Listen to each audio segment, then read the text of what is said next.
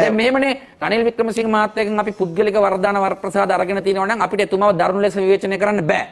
අවුරුදු 5ක් ආණ්ඩුවේ ඉඳලා නොයෙකුත් වරදාන වරප්‍රසාද ගන්න තිබ්බා. අපි අරගෙනත් නැහැ. දැන් ඔබ බලාගෙන බොරු කියනකොට මම එතුමාගෙන් ඔබට ඔෆර් කරෙත් නැද්ද?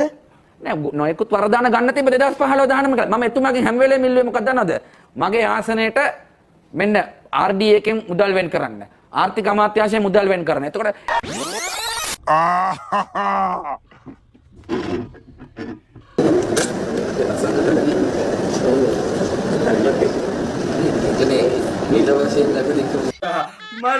ඔබ කියන්නේ රනිල් වික්‍රමසිංහ මේ නැගිටිනකොට මලගෙදරදී මේක රෙකෝඩ් වෙලා තියෙන්නේ කියලා කිව්වෙම ඔබ ට්‍රැප් වුණා. ඔබ උගුලකට අවු කරගත්තා. ඉතින් මම බය වුණේ නෑනේ. නෑ මං කියන්නේ සම්පූර්ණ ඔහු සෙටප් කළා මරිකාර මණ්ඩතුමා එන්න ඔබට කියලා වාඩි කරලා ළඟට කතා කරලා මන්ත්‍රීතුමා ප්‍රශ්නේ තියෙන්නේ ඇයි ඔබ ඔහුට එහෙම කිව්වේ? ඕක දෙන්නකෝ කියලා. ඔය ඉතින් ඔබත් මාර පුද්ගලයෙක් නේ. දැන් මම පැහැදිලිව කිව්වේ ඔබට කියන